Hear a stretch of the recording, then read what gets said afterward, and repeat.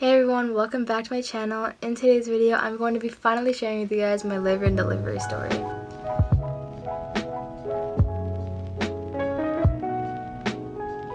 Now I know I gave birth about 5 weeks ago and I'm barely getting around to it.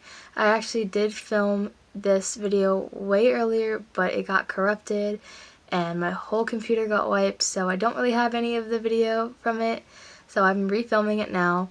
I wasn't really filming much during my whole visit because nothing really was going on. I got an epidural really early, nothing really exciting happened, and I was in labor for about 20 hours.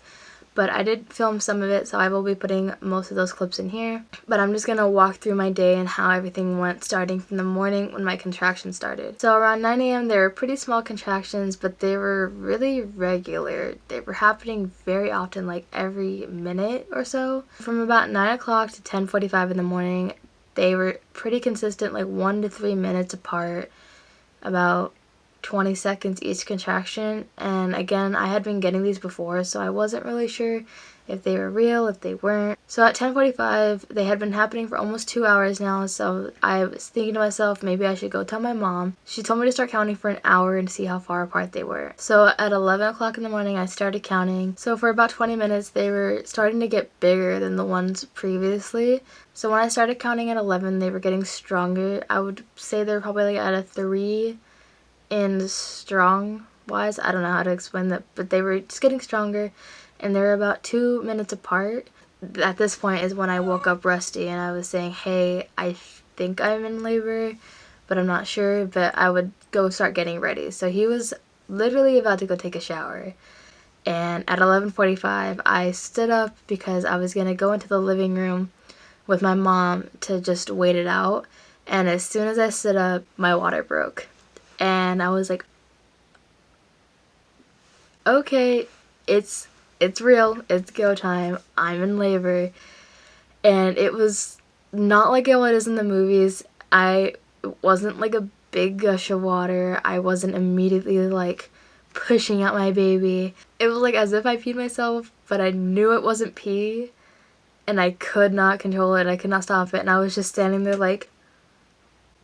After that, I cleaned myself off. I took a little quick shower. Rusty ended up not being able to take a shower because I needed to take one. Sorry, babe. I called my doctors first and they were saying to come in to make sure that your water broke. About an hour has gone by. I've showered, I've gotten dressed, I've called people, told everybody like I think it's time. And then we headed over to the hospital around 12:45-ish. What's happening? Your water just broke. We are going to have a child right now within the next 24 hours. 24 or 48 hours, yeah. Yeah, something along those lines. What day is it?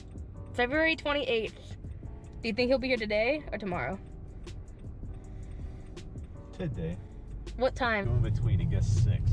6 o'clock? That's in 6 hours! Yeah. What the? Yeah. I don't want it to be that quick. I don't know if I want it that quick. Not that quick? I don't know about that. You? I think, I mean, you can say whatever you want. Alright, we're going for 4 in the morning then. 4 in the morning tomorrow? Yes. So he'll be born tomorrow? Correct. I'm gonna say tonight, but at like 11:30-ish. At around 1 o'clock is when I got into the hospital, and I walked up to labor and delivery, told them I was in labor. They were like, are you sure? You're standing, you're walking yourself. I looked completely calm. The ladies' faces were like, are you sure you're in labor? All the nurses were talking about how my pain, I didn't look like I was in labor at all because I wasn't in any pain. I wasn't showing that I was in pain. I guess I don't show pain, I don't know. I go up there and Rusty had to wait into the car due to COVID until I was actually admitted and put into labor and delivery, just in case I wasn't actually in labor. They didn't want to risk him putting other people in danger and also putting himself in danger by being around people. So they waited until I was actually admitted, which was about an hour later. In between that, I got my COVID test, I got my IV put in my hands, which was absolutely the worst part of the day. It was worse than my epidural, it was worse than the COVID test, everything. It was worse than my contractions. Well, it wasn't worse than my contractions. I'm over-exaggerating. But I still don't like it. Hate needles, hate all of that. Right in my hand, super uncomfortable for 20 hours, not fun. So around 2 o'clock is when Rusty finally got to come in. I wish I recorded his reaction when he came in, but I didn't know when he would show up, so I wasn't gonna just sit there with my camera at the door, but his face was so cute. He was so excited. It was so cute. I love it. At around 2:30, 3 o'clock, they measured how dilated I was, and I was at a 3. And then immediately after, they gave me my epidural, which I was so afraid of. The only pain that I felt was the numbing shot that they gave me before, and even that wasn't pain. It was literally the tiniest little needle pinch in your back, and that's it, and it works immediately. Pretty much from this point on, after I got my epidural, it was a waiting game. Hi Reese, you're in my belly right now.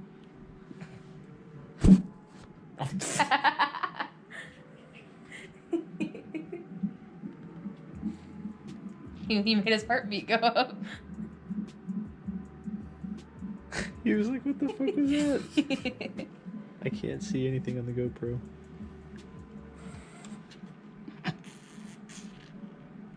Yo, so we've been up in this bitch for like... You can't do that. Oh, what's up?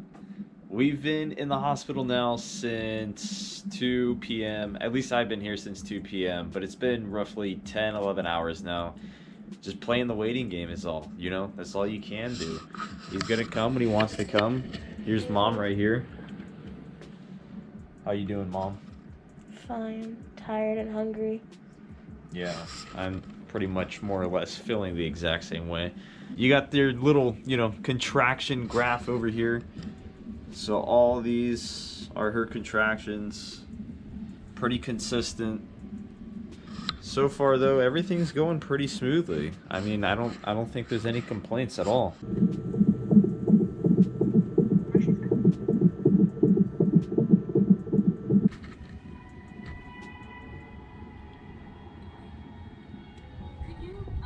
you tell me how to get there?